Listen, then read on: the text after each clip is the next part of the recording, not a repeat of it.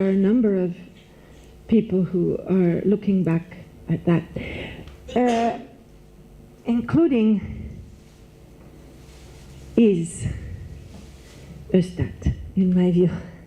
Okay, that said, not maybe directly, that said, I think we have Marcos awake by now.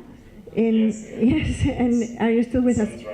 The sun is rising, wonderful. So it's all yours, I guess. Welcome.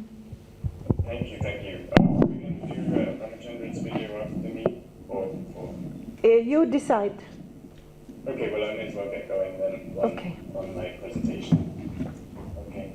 Hopefully everybody can hear me. I'm sorry I'm not there in body, but my voice. Marcos, if you could hold a minute, I'll check with the sound. Okay. I can hear. Check. Hello. Hello. How's the sound? Is the sound okay? I'll just keep talking so that you can keep testing.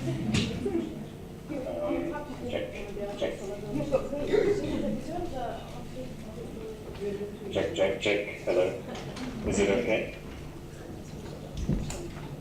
Is this sound okay?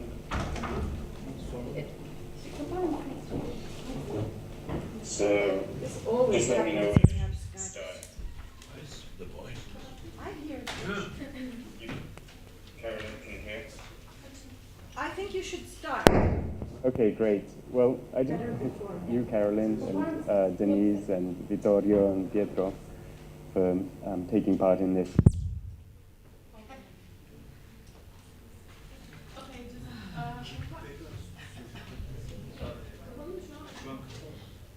Is this better? Yes. Yes, yeah, okay.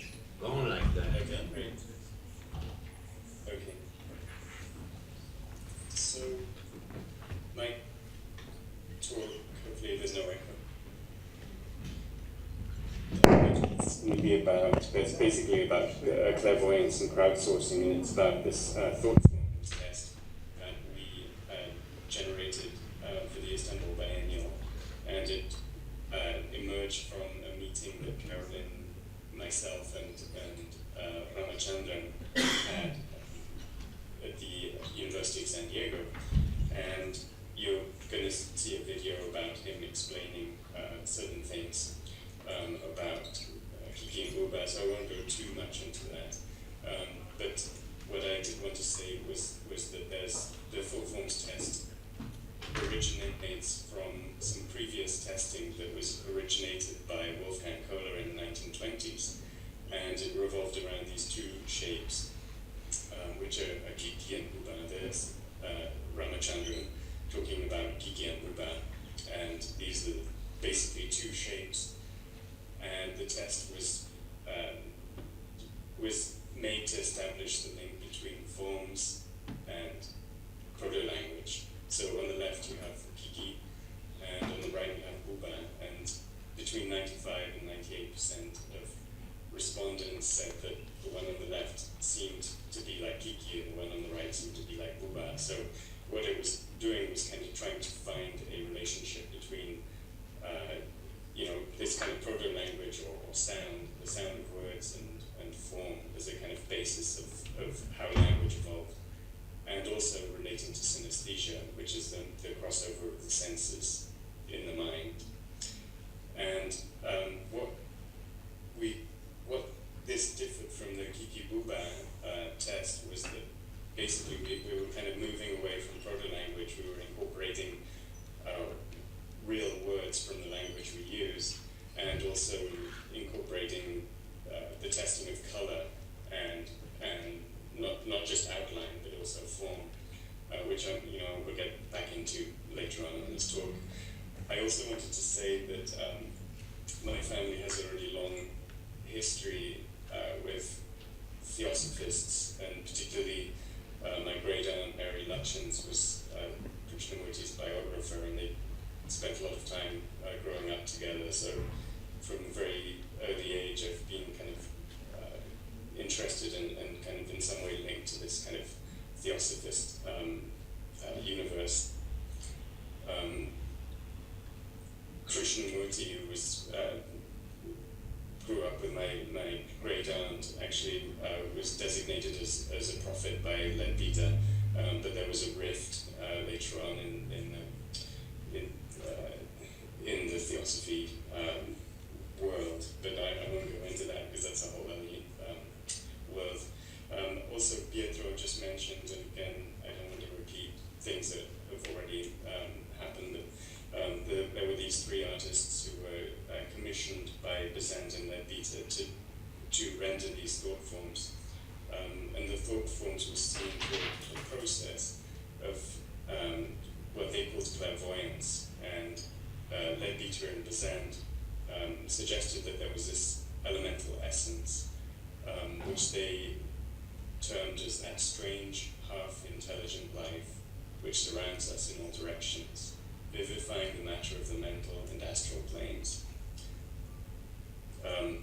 This kind of aspect of clairvoyance underwent a lot of research basically in the 20th century, and there was a lot of speculation as to whether clairvoyance exists or doesn't exist.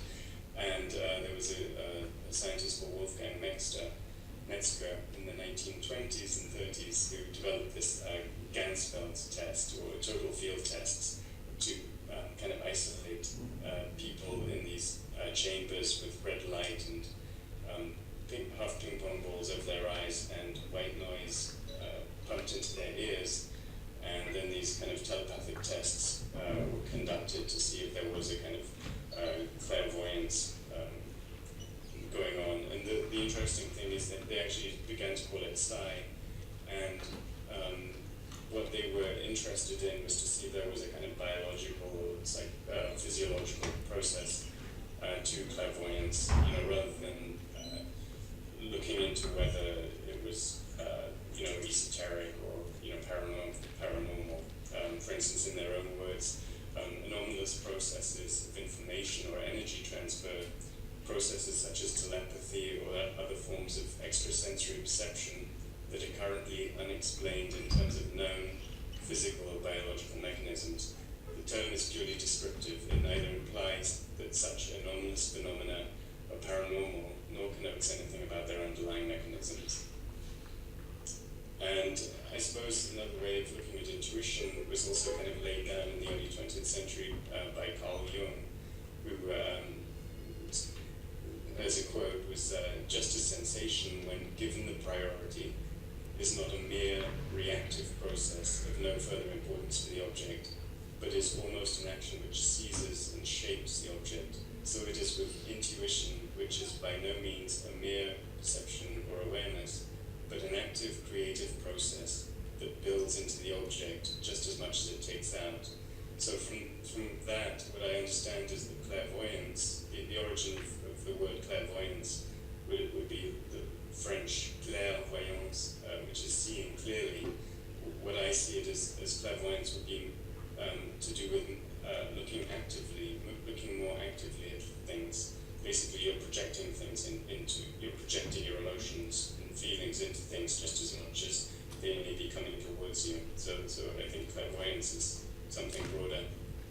And in contemporary neuroscience, and I'm sure Vittorio could do a much better job than I could about how intuition is framed within current research in neuroscience, but basically a lot of intuition is seen as communication beyond language.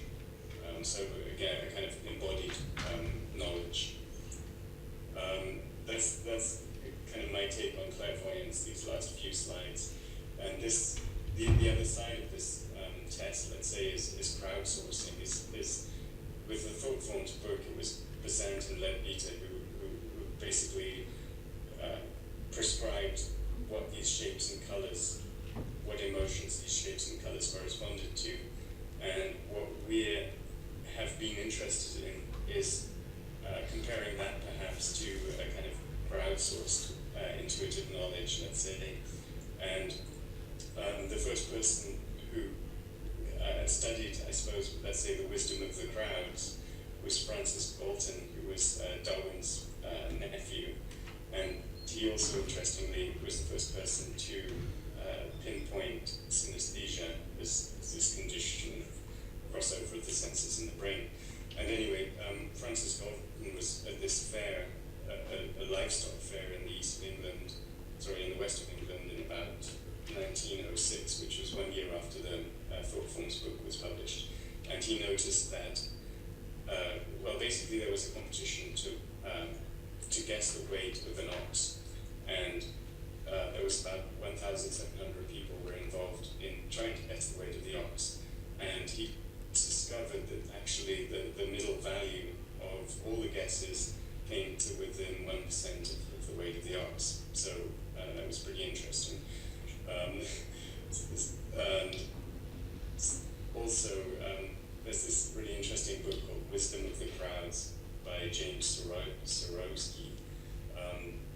And it was interesting to base the test on some of the ideas that come through the book, such as the fact that, when you poll a crowd, there has to be these 4 aspects, such as diversity of opinion, there has to be independence, so everybody has to be able to do the test without being influenced by other people. It needs to be decentralized, so you can't basically have a kind of specialist or some top-down aspect going on. And the last thing is this kind of feeling of this aim of aggregation, that somehow you're going to be able to make sense of the data that you collect. So we were kind of paying attention to those aspects. Some of you may have seen my installation and performance vehicle, that's a performance vessel, the Captain Pasha in Buyukada. And one of the things I was interested in was turning my attention on the visitor through these hypnosis sessions. And in the same way, the Thought Forms test is also a way of turning our attention on the visitor. I think, usually in an art show, visitors come and spectate at what the artist has produced. But I think what's really interesting about the Thought Forms test is actually we're turning our attention back onto the viewers, the people who come to the Istanbul Biennial. So I think that's a really interesting kind of departure from the normal process of consuming art, let's say. Inside the boat, again, kind of research, let's say a kind of research into clairvoyance. Perhaps I'm trying to be a healthy skeptic, but I was interested in the fact that I was toying around with this menu to do with paroptic vision, and the menu involved choosing one of 12 colors with your eyes closed and being aware of the color that you were choosing, which sounds like a kind of tautology, but basically was a kind of test of I suppose, this kind of paroptic vision, and that was first evolved by René Daumal, this French writer in the 1920s. One thing that was interesting is that 3 people came to one session, and each of them chose the color green, which I thought was very strange. It's actually a probability of 1 to 1,724 against that happening. And I had dinner with them after the performance, and I noticed that one of the people had a tattoo on her forearm that said, "How long is now?" And then the other 2 said, "Oh, well, we have a tattoo on us that also says how long is now." So I thought it was very strange and interesting that these 3 people chose with their eyes closed the same color green, and then they also had the same tattoo. I think that's very strange, but interesting to see this kind of, perhaps this clairvoyance in action. Also, Leah Porsiger, who's an artist showing at the Biennial, also came, and she chose black and with her eyes closed, and she knew that she had chosen black. She knew it, and she explained to me. I have a video, if anybody's interested I can share with them, but she explained how she saw it. And what's interesting is that she explains it with these kind of body gestures, this kind of embodied gesture, almost how I've seen synesthetes talk about how the senses cross over in their minds. She actually was the artist who made the copies of the thought forms that are in the Istanbul one, and also just kind of coincidentally or clairvoyantly or something, Carolyn and I and Pietro, and we spent months trying to find the originals, and it seems that most of them have been discovered or rediscovered in the last couple of weeks in India, which is great. So anyway, here's the test in action. You can see the thought forms drawings of Leah Portugal on the right. So the test was positioned right by the thought forms, and we used tablets. I kind of had a kind of discussion with myself about whether it should just be a computer station or tablets, but the idea of tablets is much more, you can take the tablet into your own space and with your own kind of, make it kind of more personal and kind of embodied analysis, I guess, of the test. The test basically just, the good thing about it is it's an online test, so all the data is accumulated digitally, which makes it much easier to track. So basically people put in their name, their age group, gender, and their country of origin. And they go through 11 different questions, and these are called forced choice questions. So basically you have a choice, you have to answer one or the other. So for instance, in this question number 8, which one of the two images corresponds to watchful jealousy? So you have to choose whether it's the left image or the right image. So maybe you and the audience are beginning to wonder which is which. Anyway, there are these 11 questions, and what I got some great help from some students, neuroscience students, but I would like to say that the test isn't quite complete, and that the test results are going to be handed over to Ramachandran for proper neuroscientific analysis. So I'm just going to kind of skip through this quite quickly, but what was interesting is, and you can help to draw your own conclusions, I think, is that women were by far more involved in the test for some reason, which is interesting, 80% to 20%. Younger people were much more involved in the test, 15 to 30-year-olds.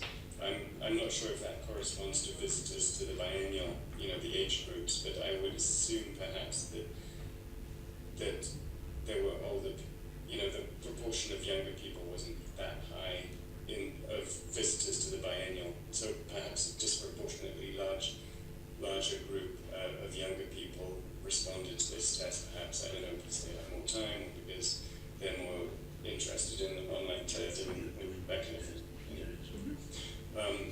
Most participants were from Turkey, which kind of makes sense because there's less visitors than national people. In terms of the results, everybody coincided except for 2 of the questions. So I think in general, kind of Annie Besant and Vita's kind of top-down assertions of colour and form and emotion were kind of, let's say, correct from the bottom up as well. What was interesting too was how men, I'm kind of putting down men, I'm afraid, but men often seem to be kind of guessing. Their responses were very, almost like 50-50 responses in many cases, whereas women seem to be much more decisive about this kind of intuitive testing, which is interesting. And again, I think younger people were more kind of extreme in their choices, going one way or the other, and kind of older people were less extreme in their choices. I suppose older people seem to be less assertive about their choice. And so that's pretty much it, and it's definitely a work in progress test. So hopefully we'll get more results soon and post them somewhere, maybe on the IKSV website or something. So that's it. That's my presentation.